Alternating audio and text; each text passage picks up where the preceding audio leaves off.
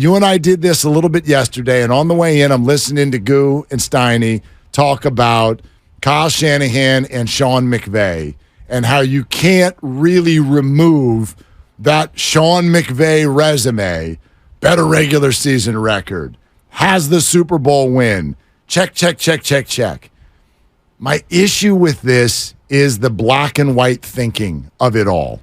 And I think it has a lot to do with the discussion that surrounds maybe even all of the teams in our market, but certainly the 49ers right now.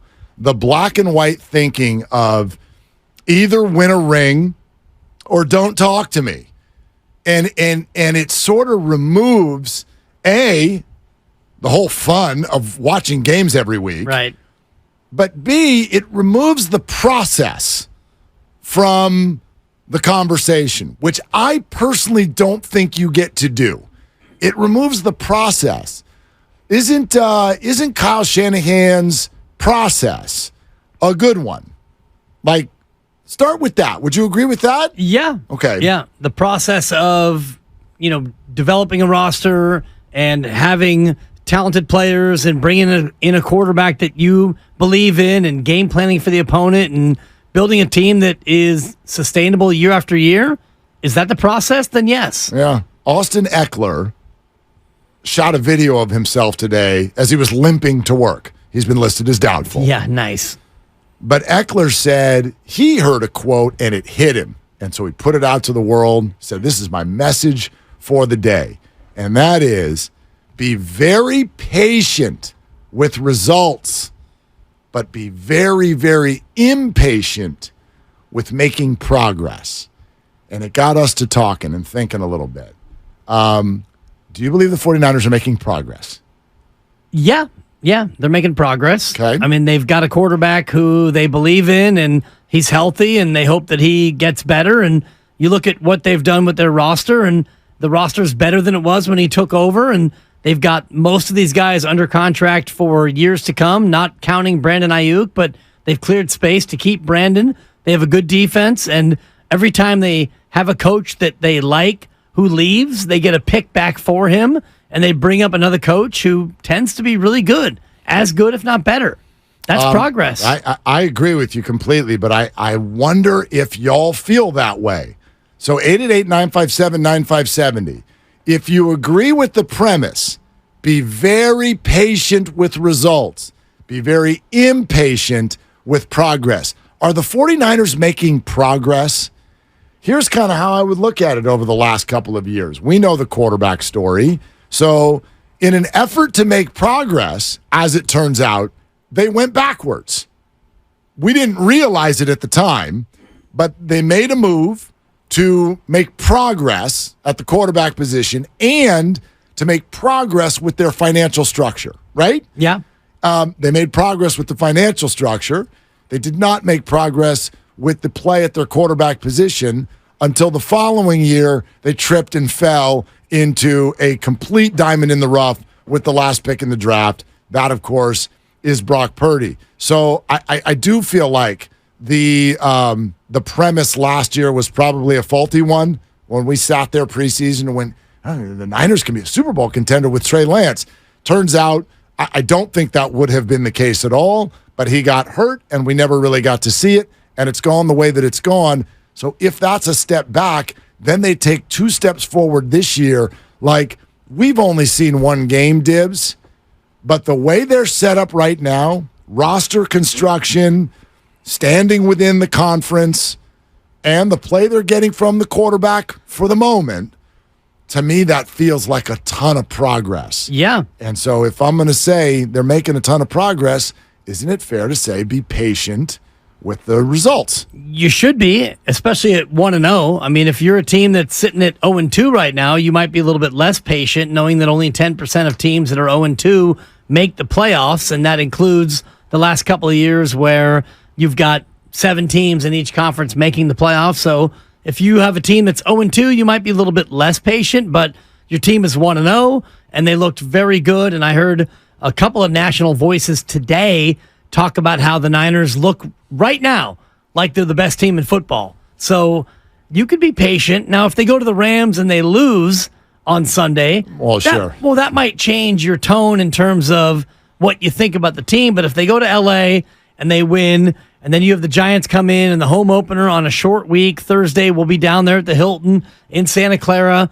And, you win that game, and now you're 3-0, and you start to stack wins, and you start to think about how good they're going to be. But for right now, one game in, 16 to go, yeah, it's hard to not be patient and trust the process. Right, except for you also know, I don't think this fan base is ready to accept this idea at all. I don't think the fan base is going to be patient. I don't. And so that, to me, is one of the things to follow throughout this year. Grandy said this to us a couple of weeks ago, and I totally agree with him, and it's the only thing I'm not enjoying about this season. I am terrified of somebody really important getting hurt. I honestly think it feels like, this is not rational yet, they've only played once. It feels like it's the only thing that can stop them. Right. They look that good.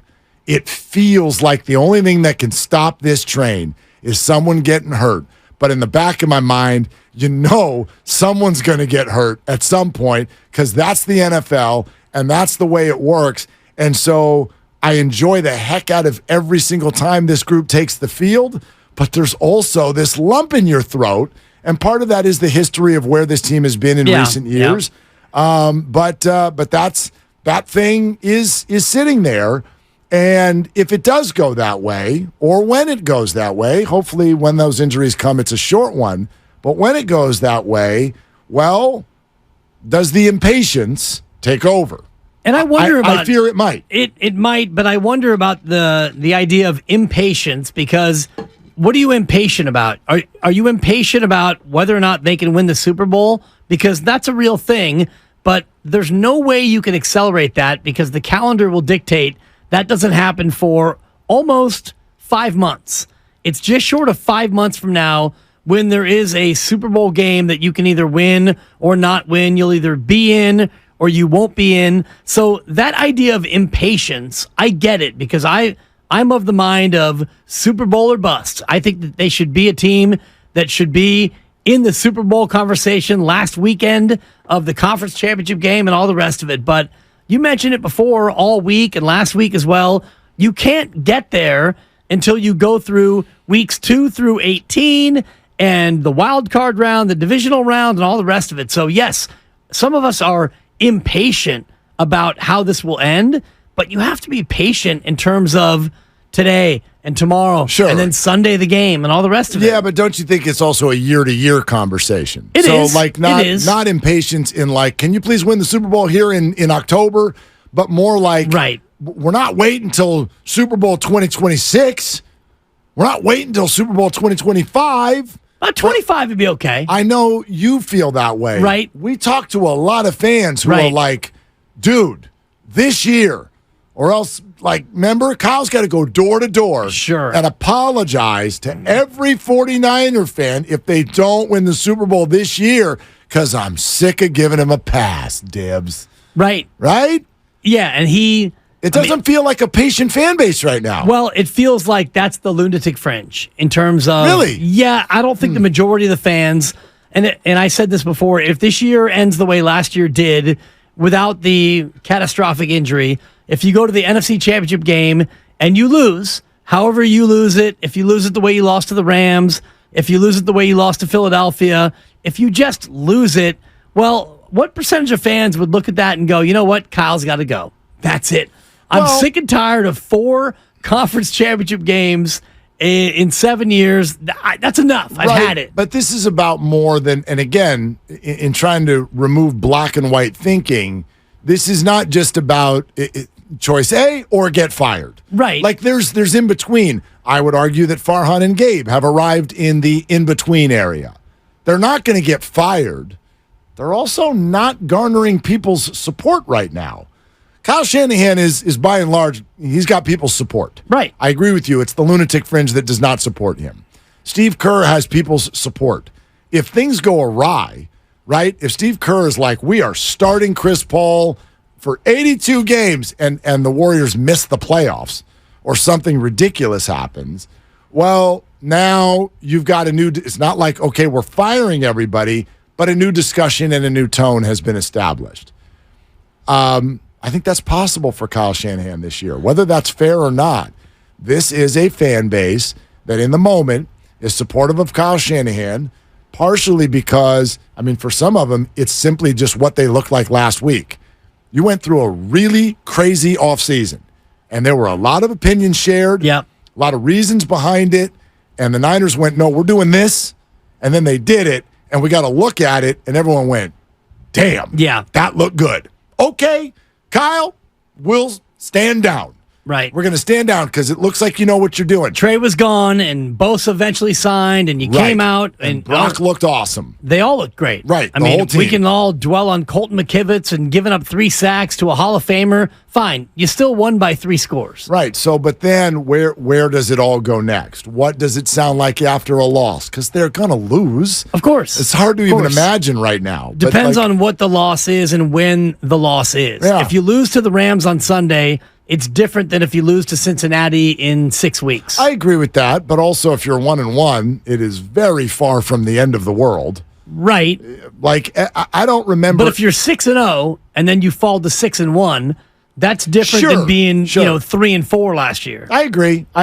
And still the perception of the Rams, no matter what they did last week, the perception of the Rams is that they stink and the Niners should roll them. I don't know if that's fair. I don't know. We'll find out. We got to get a look at them again. Yeah, Guru and I today on Liquidate All Assets, which is now available wherever you get your podcasts. Go to the Odyssey app and you can download it there. He and I both in lockstep With the Niners. okay. Lay the points. Lay It's- the 8. Yeah, I think we had Is it at it at 7.5. Here, let me get you your updated. I was referencing ESPN. I know different shops have different prices, Sure. but Sure. we both agreed that it should be a 10-plus point victory for the Niners. The reason why the Rams were able to beat Seattle, and I mentioned it yesterday, they were 5 of 5 on 3rd down in the opening drive. They ran the ball 40-plus times, even though they didn't run it very effectively as far as yards per carry. They were able to possess the ball 39 minutes and keep Seattle off the field. They won't be able to do that to the Niners. You're not going to run it 40 times on Sunday. You wouldn't think. By the way, and again, you're right. It's different at different books, but the book I go to has got it down to 7. Oh, wow. Which is a very significant half point. Sure. Obviously. I mean, that's a push in a 28-21. Yeah.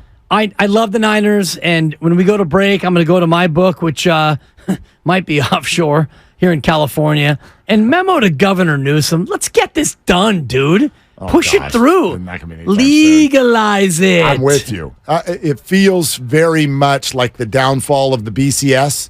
It's inevitable. It's going to take a minute. Right. It's gonna take Do we have a an 18 playoff yet? Shockingly, no. We don't. A couple more years, right, of that one? 15. Yeah. I thought they agreed to it. Of course. But, 2032. Yeah. Whatever.